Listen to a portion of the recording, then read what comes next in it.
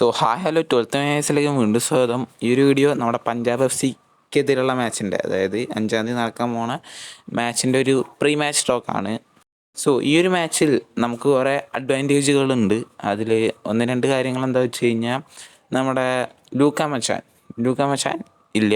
കാരണം 4th yellow suspension കാരണം, അതായത് 4 യെല്ലോ കാർഡ് കിട്ടിക്കഴിഞ്ഞാൽ അടുത്ത മാച്ച് നമ്മുടെ ISL റൂൾ പ്രകാരം ആ ഒരു പ്ലെയറിന് ഉണ്ടാവില്ലല്ലോ. അത് കാരണം ലൂക്ക മച്ചാൻ ഉണ്ടാവില്ല. ആൻഡ് പിന്നെ അവർ തന്നെ റൈറ്റ് ബാക്കായ എസക്കിൽ വിടരും ഇതേപോലെ തന്നെ റെഡ് കാർഡ് സസ്പെൻഷനാണ്. അതുകൊണ്ട് നമ്മുടെ ബ്ലാസ്റ്റേഴ്സിൻ്റെ ഇതേക്കുള്ള മാച്ചിൽ ഈ ഒരു പ്ലെയറും ഉണ്ടാവില്ല. പഞ്ചാബിൻ്റെ കാര്യം നോക്കുകയെന്ന് വെച്ചാൽ അവർ 3-4-3 ഫോർമേഷനിലായിരുന്നു കഴിഞ്ഞ മാച്ച്. അതായത് അവർ തോറ്റ മാച്ച് 3-1 മോഹൻ ബഗാൻ്റെ എതിരായിരുന്നു അവർ തോറ്റുണ്ടായിരുന്നത്. ലാസ്റ്റ് മാച്ച് ഒരു തോൽവിയായിരുന്നു. ആ ഒരു മാച്ചിൽ അവർ ഇറക്കിയിട്ടുണ്ടായിരുന്ന ഫോർമേഷൻ പറഞ്ഞു കഴിഞ്ഞാൽ 3-4-3 ആണ്.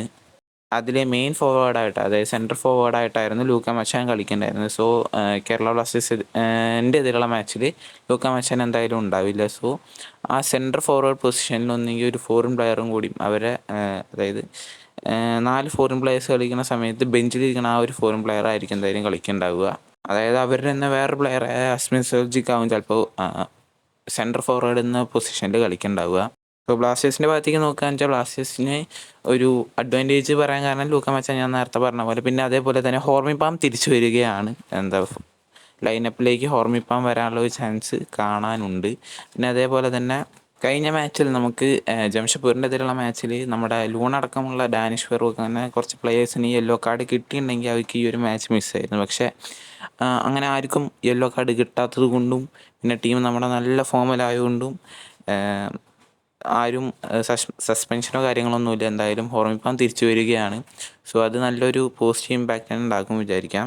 പിന്നെ എനിക്ക് തോന്നിയ എൻ്റെ ഒരു അഭിപ്രായമാണ്, നമ്മുടെ നോറ ഫെർണാണ്ടസിനും പിന്നെ നമ്മുടെ അമാവിയയ്ക്ക് ഒരു ഫസ്റ്റ് 11ൽ തന്നെ ചാൻസ് കൊടുക്കുകയെന്ന് വെച്ചാൽ, അത് ഒരു പരിധിവരെ നമുക്ക് അവരൊരു പൊട്ടൻഷ്യൽ എന്താണെന്ന് നമുക്ക് മൊത്തമായിട്ട് കാണാൻ പറ്റും എന്നാണ് എനിക്ക് തോന്നുന്നത്. കാരണം അമാവിയനൊക്കെ സബ്സ്റ്റിറ്റ്യൂഷൻ കൊണ്ടുവരുന്നത് ഈവൻ ഒരു 85-90 മിനിറ്റ് ആയതിനു ശേഷമാണ്. 90 ഒരു 85 മിനിറ്റ് ആയതിനു ശേഷമാണ്. ഒന്നുകൂടി നേരത്തെ അല്ലെങ്കിൽ ഫസ്റ്റ് 11ൽ അമാവിയയ്ക്കൊക്കെ ചാൻസ് കൊടുക്കുകയെന്ന് വെച്ചാൽ, ആ ഒരു പ്ലെയറിന് കാണിക്കാനുള്ള പൾസ് പൊട്ടൻഷ്യലൊക്കെ നമുക്ക് എന്തായാലും മനസ്സിലാവുന്നതായിരിക്കും. പിന്നെ ബ്ലാസ്റ്റേഴ്സ് കഴിഞ്ഞ മാച്ചിൽ ഇറക്കിയിട്ടുണ്ടായിരുന്ന ഫോർമേഷൻ 4-2-3-1 ആണ്. അത് തന്നെയാണ് കണ്ടിന്യൂ ചെയ്യുക പുരുഷോത്തമേട്ടൻ അറിയില്ല. ലെറ്റ്സ് സീ ആൻഡ് ഹോപ്പ് അടുത്ത മാച്ച് ജയിക്കാൻ പറ്റുമെന്ന്. നിഹാലിൻ്റെ കാര്യം ഇതുവരെ കൺഫേം ആയില്ല. കാരണം ജനുവരി ട്രാൻസ്ഫർ വിൻഡോ തുറന്നുണ്ട്. നിഹാൽ തിരിച്ച് വരാനുള്ള ചാൻസ് ഞാൻ കാണുന്നുണ്ട്. ഇപ്പം എങ്ങനെയാണ് നടക്കുക നമുക്ക് കണ്ട് തന്നെ അറിയാം. വീഡിയോ ഇഷ്ടപ്പെട്ടാൽ ലൈക്ക് ചെയ്യുക, ഷെയർ ചെയ്യുക, സബ്സ്ക്രൈബ് ചെയ്യുന്നതാണ്. അപ്പോഴങ്ങനെ കമൻറ്റ് ബിലോ ഇതേപോലെ അപ്ഡേറ്റ്സും കാര്യങ്ങളൊക്കെ ഷെയർ ചെയ്യണമെങ്കിൽ ആദ്യം നമ്മൾ കമ്മ്യൂണിറ്റി ടാബ് വഴിയാണ് ഷെയർ ചെയ്യുക, പിന്നെയാണ് വീഡിയോ ചെയ്യേണ്ടാവുക. Subscribe the channel and click the bell icon on. ഈ വീഡിയോ ഇത്രയേ ഉള്ളൂ. Thanks for watching.